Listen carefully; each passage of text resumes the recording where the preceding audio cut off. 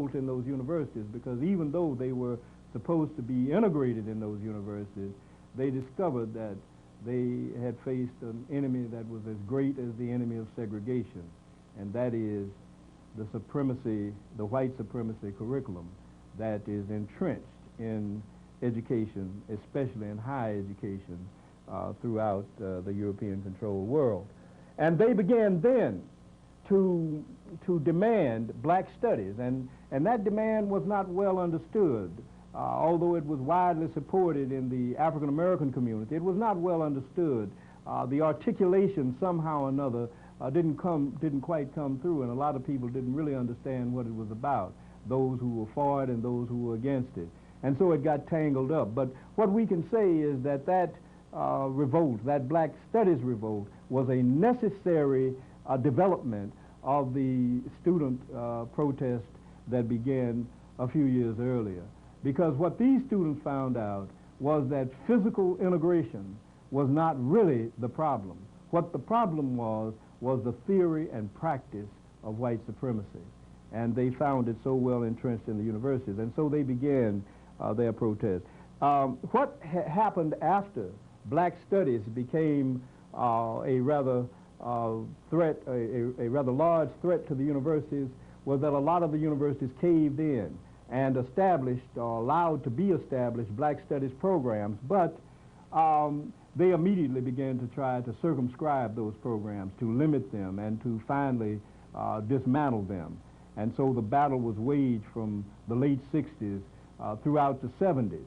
And it was in the 80s that a new phase of that struggle began to emerge. We now call that the African-centered education movement, because as Black Studies got into trouble, and as more and more of the students and the African leaders and African thinkers began to get involved in the battle, we began to realize that we had a major warfare on our hands, and it involved a rethinking of practically everything that we had been trained to think. And so we began to develop what later came to be called the African-centered mode of thinking. And that is where the campaign is now. And in a few minutes I'll get back to the state of that campaign. But first, let me turn to the problem, that is the fabrication of white supremacy.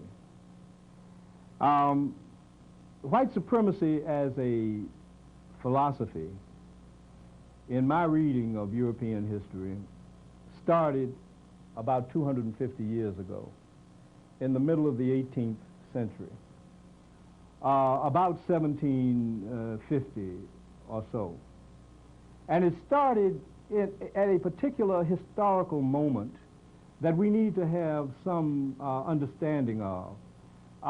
Because even though the chattel slave system and the slave trade system had been going on for 300 years before that, and that was, of course, a great atrocity.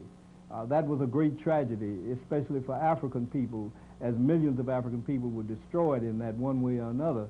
But in the middle of the 18th century, that slave system had reached such proportions that it was posing major problems among the Europeans. And Europeans themselves were involved in a great debate and dispute over whether to continue the slave system or to abandon it, whether it was good for Europeans or not. The slave system had produced the great wealth of Europe for 300 years, but it was also in the 18th century producing a great number of strains in the European population. It was traumatic to many of the Europeans who took their Christianity rather seriously and learned on Sundays to love mankind, and then on Mondays they had to go out and beat up African people and kill African people, and that was causing a strain in theological circles.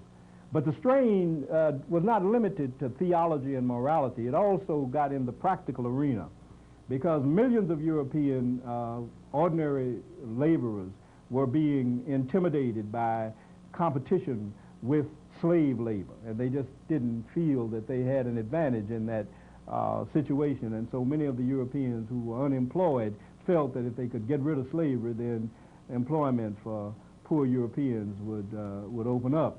The European small businesses were very intimidated by the large slave industry that kept the small business community at its mercy, and so many of them wanted to get rid of it. For a number of reasons, the Europeans were engaged in a great debate over whether to continue slavery or get rid of it.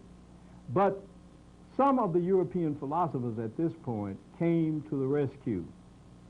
They didn't enter the debate so much to take sides one way or another. Most of them probably thought that slavery had run its course. But what they really had to deal with was the fact that for 3 centuries, the slave trade had provided the foundation of European prosperity. And since in the 18th century, the Europeans were projecting themselves as the moral leaders of all time, as the people who had set the highest standards for human conduct, some of the philosophers felt that they had to justify the previous 300 years. And so they invented the philosophy of white supremacy.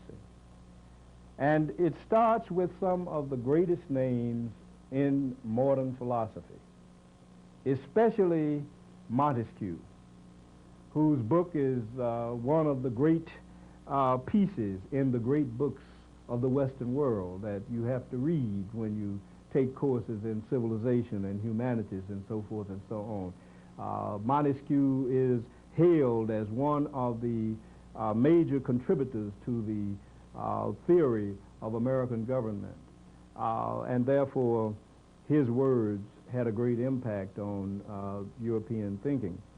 And this is what Montesquieu said in his great work, The Spirit of the Laws, which was published in 1749, in a chapter called On Negro Slavery. Montesquieu said, "Were I to vindicate our right to make slaves of the Negroes, these would be my arguments. The Europeans, having extirpated the Americans, were obliged to make slaves of the Africans for clearing such vast tracts of land. Sugar would be too expensive if the plants which produce it were cultivated by any other than slaves. These creatures are all over black, and with such a flat nose that they can hardly be pitied. It is hard to believe that God, who is a wise being, should place a soul, especially a good soul, in such a black, ugly body.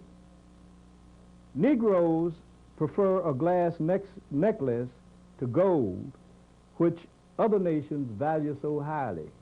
Can there be greater proof of their not having common sense?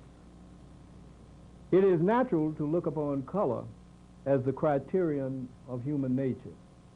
And finally, Montesquieu concluded, "It is impossible for us to suppose these creatures to be men, because allowing them to be men, a suspicion would follow that we ourselves are not Christians."